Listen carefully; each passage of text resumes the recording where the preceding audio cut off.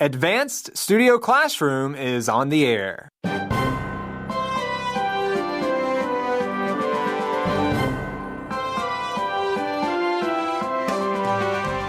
Kids learn better when parents lead by example. Find out how next.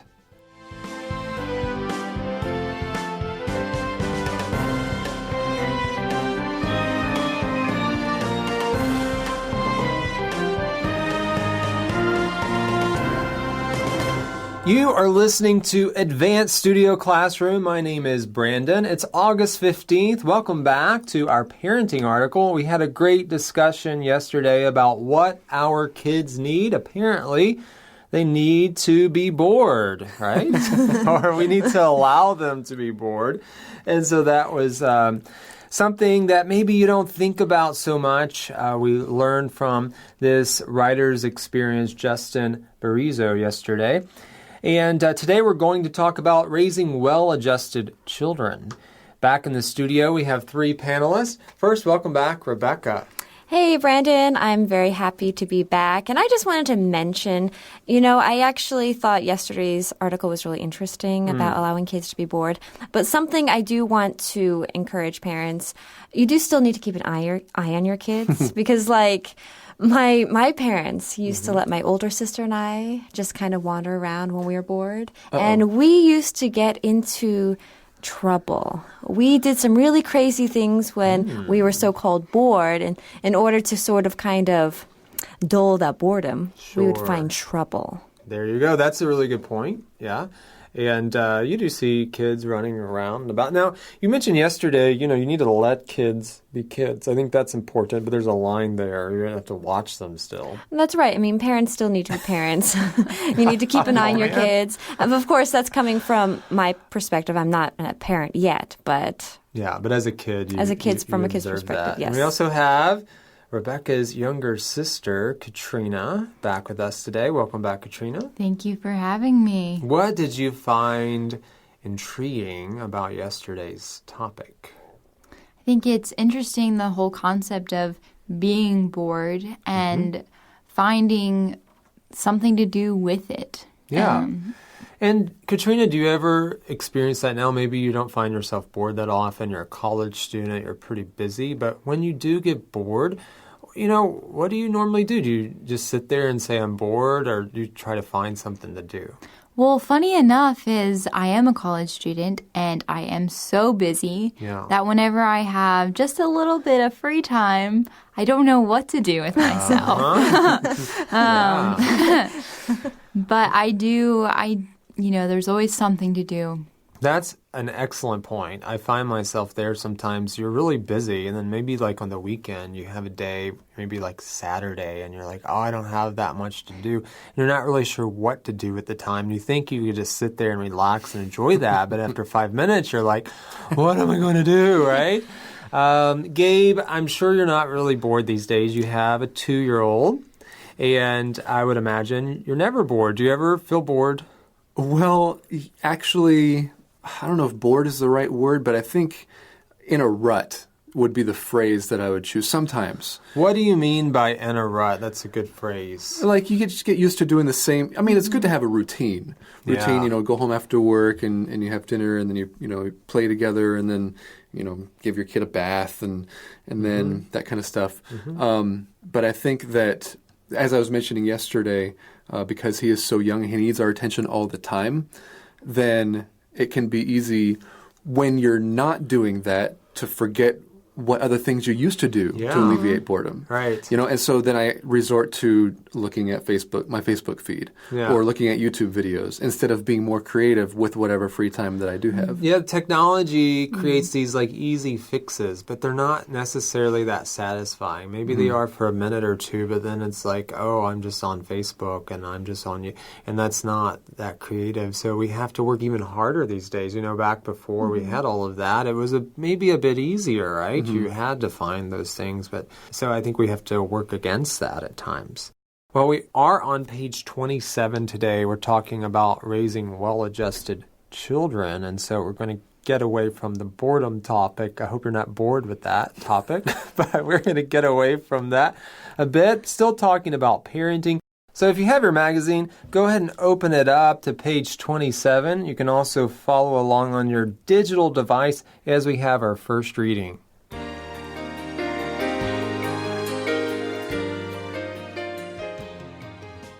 Raising well-adjusted children.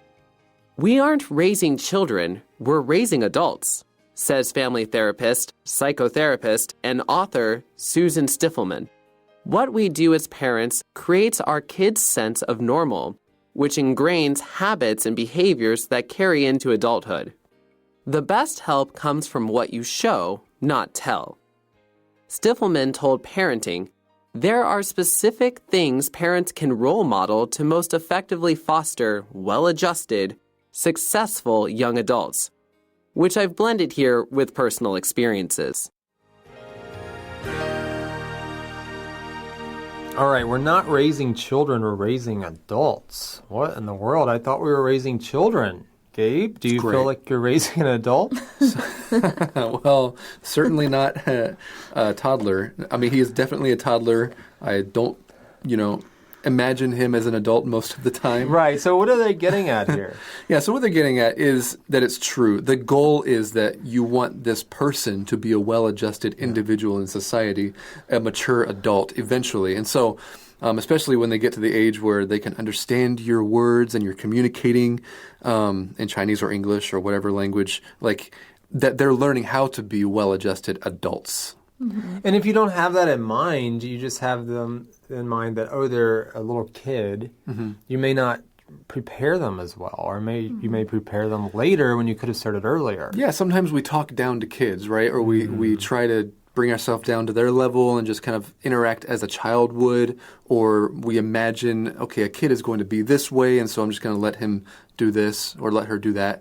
But yeah, it's a good reminder to remember, hey, they're going to grow into an adult one day. If I don't change their bad habits or behaviors, or if they don't learn these things, then it's going to affect them negatively in the future. And so there's a line somewhere, right? Like you want them to be kids and enjoy their childhood. You don't want to put too many expectations on them. But you also don't want to, as you said, talk down to them in the sense that you never put any responsibility at all. Like you have to put the appropriate amount of responsibility for their age.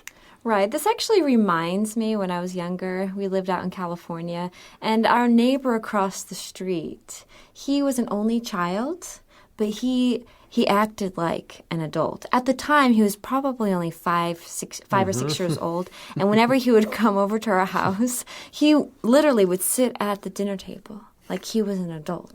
And he would have conversations like he was an adult. Yeah. He was like a little encyclopedia. Oh, he learned early. He learned really early. I was like, little Derek, you can have fun too. Yeah. But I think a lot of it is because his parents, they treated him like an adult from a very early age. Maybe a little too early. Yeah. But Right, so there's a line there. You still want them to have fun, but to learn as they go. All right, so we're raising adults. All right, even as they're kids, we're teaching them responsibility. So what we do as parents creates our kids' sense of normal. I think that's really important, right? What you see your parents do, Katrina, you kind of may take a lot of that on. Yeah, and I know for me, one of the biggest things growing up was my mom really wanted me to make my bed. It was just a very important thing. And every morning she would get up and make her bed, and it was just expected that I would make my bed. And I was rebellious. It seems silly to even be talking about, but didn't want to make my bed. But over the years, learned that's an important thing to keep everything tidy. So you need to model as a parent, right? What you want your kids to learn. And a lot of times we can say one thing and do another, right? It's easy to do that. And so the point of this article is actually you show, not tell. The best help comes from what you show. And we can think of that as teachers, as parents, as leaders, right? People really pay attention to our actions much more than our words.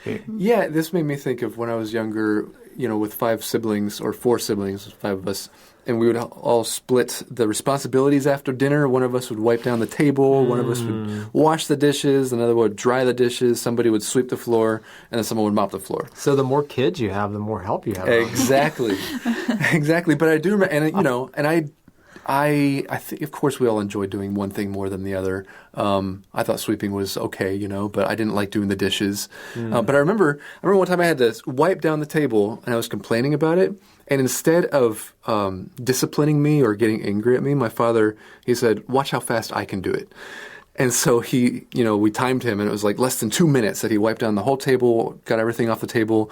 And in that moment, it was kind of like he showed me doing work is not something that is supposed to be hard. It's supposed to be something you can enjoy as well. That's really good. And of course, in the moment, I was thinking, good, I don't have to wash the table tonight because he did it for me. But afterwards, I realized, hey, this is a great attitude to have in life.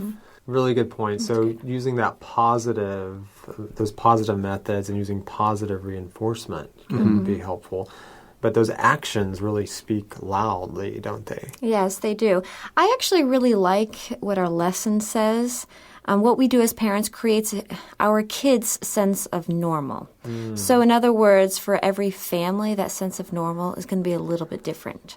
So like for us, a sense of normal, waking up at 5:30 in the morning was definitely a sense of normal. Eating dinner at 5:30 in the evening was a sense of normal. But for every family, it's going to be a little bit different depending on your parents. Yeah, waking up at 5:30 has never been a sense of normal for me. I've done it in the evening, right? I had to do that before when I had a certain kind of job, but it was never normal. Well, in our family, when I was young, when I was a kid, we would have to get up at 5:30 because Bible time was at 6. Nice. And that was just for our family a sense of normal. And now, are you a morning person? Well, I do have to get up early because it takes a while to get to work, but I enjoy my Saturdays. Okay. And I sleep in a little bit She longer. sleeps in until 6. Exactly. All right, but it is interesting to find out what different families do, right, Katrina, and what's your sense of normal? And also with this, if you're doing things that are kind of you have negative characteristics, your kids can see that and take that on as well. So that's something to watch out for as well. Hey, my kids are watching, so if I want them to have a good attitude, let me model a good attitude, right? Yeah, I think that's so important.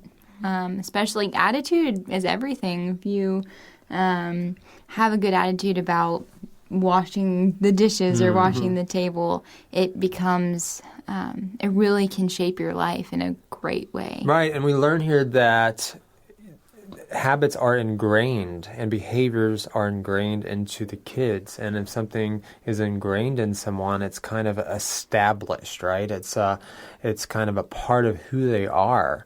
And if they see the same thing over and over in their parents, they'll probably take that on, right? Until they learn something different, right? If it's negative and so forth. So you want to try to model something that's worthy of being reproduced, right? So the best help comes from what you show, not tell. And then we learn next that this author, Susan Stifelman, that's who we're getting some of this information from. She told Parenting, this magazine or website, that there are specific things parents can role model to most effectively foster well-adjusted, successful young adults. And we're going to go through those. We have 6 of those to discuss coming up, but we are trying to foster well-adjusted, successful young adults, meaning we're trying to nurture or bring up those kinds of kids. Well, next we're going to talk about the importance of struggle as we get into our first point, and we're going to go to our second reading right now. We're going to discuss the first 3 points. We'll hear the reading and come back and talk about it.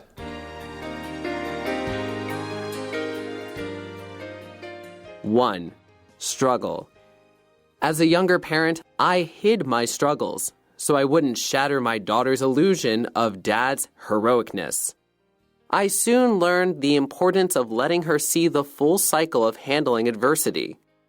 As Stifelman puts it, let your kids see you struggle, how you handle it, how you get through it, how you rest, or how you ask for help. 2. Sometimes, let them see you cry. I'm still, admittedly, a bit embarrassed to do this in front of my daughter, but I know it helps her become at ease with sadness, as Stiffelman says. It demonstrates that she shouldn't feel burdened with the need to override sad feelings. 3. Show affection to your spouse. There are many different ways of doing this.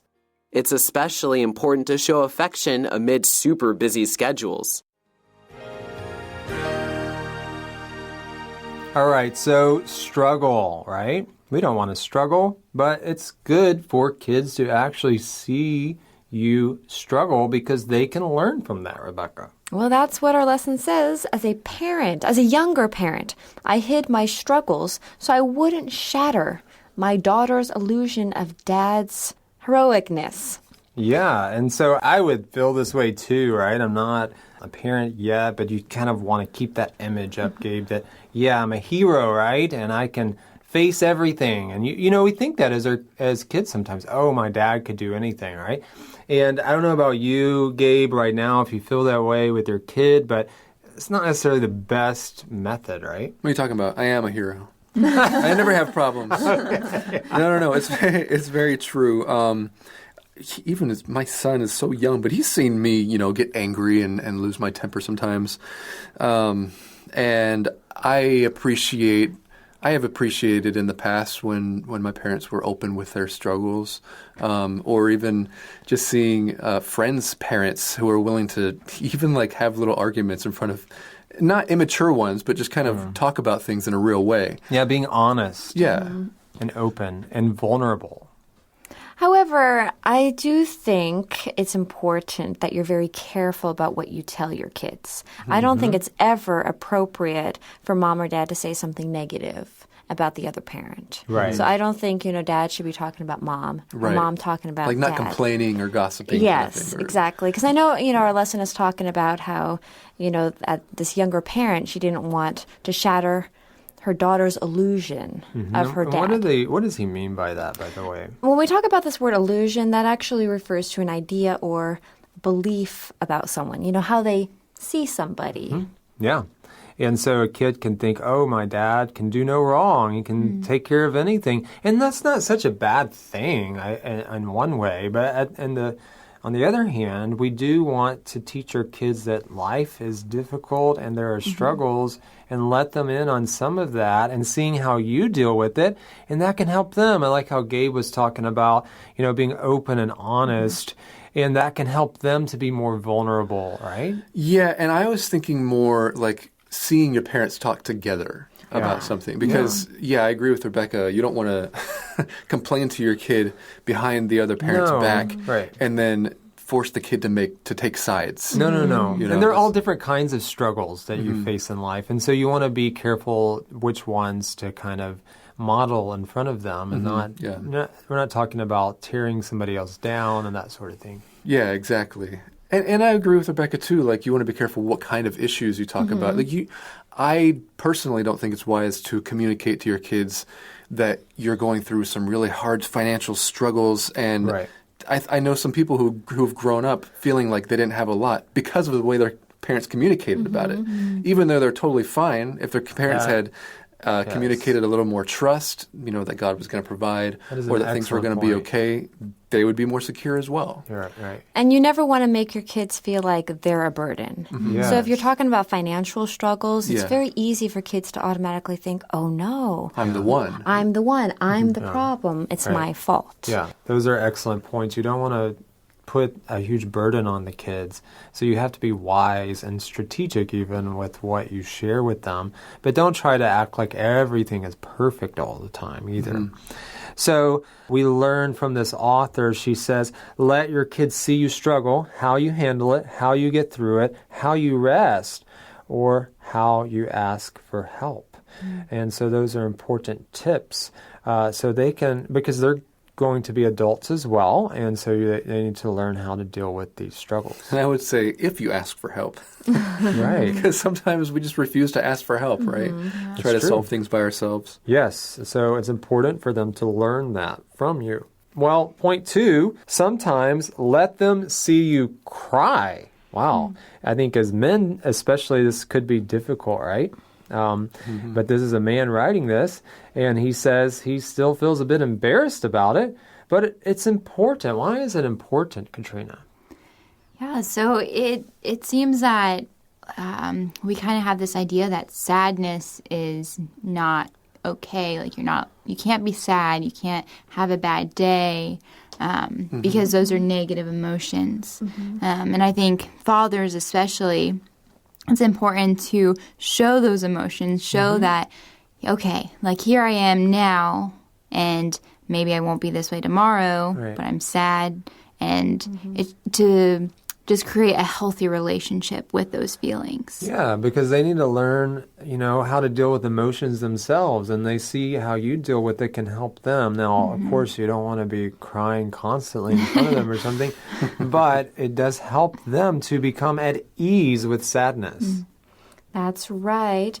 And I think that's actually really important for kids to be able to become at ease or comfortable with people being sad. And it also demonstrates that she, of course referring to the daughter, shouldn't feel burdened with the need to override sad feelings. Sad feelings are a part of life, and they're something that we have to face and deal with. Sometimes in society we feel that, we should ignore those feelings. We shouldn't talk about them out in the open. But no, we should do the opposite. We should feel very free, especially with family, to talk about those emotions. And if we try to hide them, that could actually do some emotional harm, I think, right? The kids could learn the wrong way to deal with it, or learn that you shouldn't talk about your emotions, or you shouldn't deal with them, which could cause all kinds of issues internally. And so you don't want them to override those sad feelings and just kind of not talk about it and so forth. You want them to learn how to interact with emotions in the right way.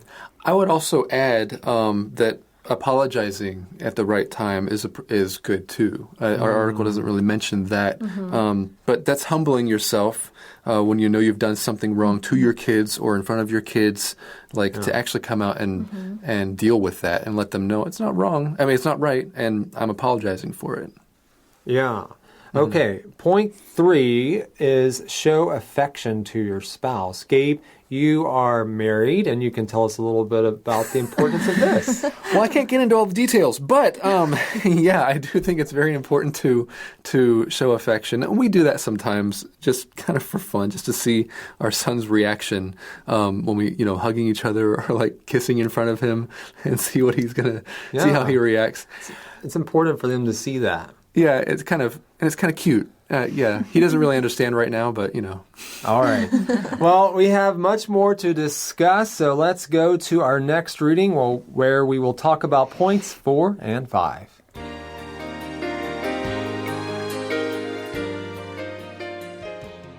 Four, volunteer. This is about volunteering to uplift another, but also voluntarily shifting focus outside yourself to engage in kind acts. Stiffelman says, one of the most effective ways for children to feel that they're meaningful and that they matter is when they can improve or uplift someone else. 5. Show lifelong learning. As Stiffelman points out, our kids are probably going to change careers many times, so they need to have the comfort, agility to learn new things. It can be as simple as reading more. Kids who see parents read tend to read more, adds the therapist. All right, volunteer. We talk about this from time to time, and it's important to volunteer because it's uplifting other people and it's shifting the focus away from ourselves. And kids can learn so much from this, right? Katrina, they see, I'm sure maybe you saw your parents volunteer, even if you see this in other adults, right? We can learn from that as kids. Yeah, and I think it takes off the focus on us and puts it elsewhere, giving the idea or encouraging the idea to look at other people, see other people Right. And so Stifelman says one of the most effective ways for children to feel that they're meaningful and that they matter is when they can improve or uplift someone else. So in other words, you do something nice for another person, it makes you feel good about yourself, but also you realize the value that you have, and not that your value is tied up to what you do, but you just see the good that comes from that, and you realize that you have that human connection, I think. That's right. I would definitely agree with that. Rebecca, what is next? Well, next we move on to number 5, show lifelong learning.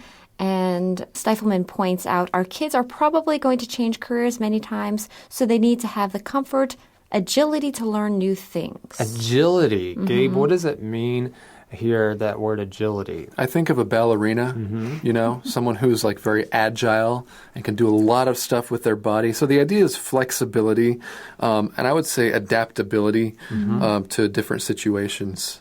Yeah, that's right. And they give an example here. Kids who see parents read tend to read more. That's great, right? And you see that picture there, the kid reading the newspaper. I'm not sure people hold newspapers much anymore. That's a nice way to kind of slow things down, right? And anyway, they're reading together, and I think that's a great way to model, right? Do something that your kids can learn from, right? Whether it's reading or something else. And I would say that kids who hear their parents talking in English would also be more encouraged to speak English more. I'm talking to our people who are not native English speakers who want their kids to learn English. Yes. It really makes a huge difference. Really good point. Well, we have one more tip before we go today. Let's go to point number 6. 6. Be self-confident.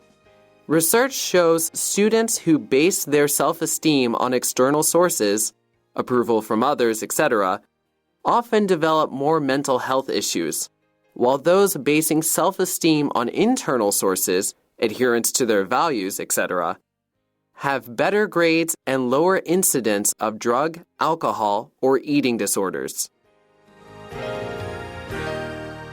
Self-confidence is very important. We talk about that often just in society, and research shows students who base their self-esteem on external sources, they often develop more mental health issues. In other words, if you're basing your self-confidence on the approval of others, that's not a good thing, because that can be up and down, and so your self-confidence and your self-esteem could go up and down, and we should never base that on someone else. We're giving them permission to control us, and we should never do that, right? Instead, we should base it on our values, on our internal sources, what's going on inside. And I would say your faith would play a big part of this. And, for me, my identity is not wrapped up in me. It's based on God and who He says I am. And so there's a lot of things that we can learn about self-confidence. We'll talk more about that in the future. I believe next month we have an article about that.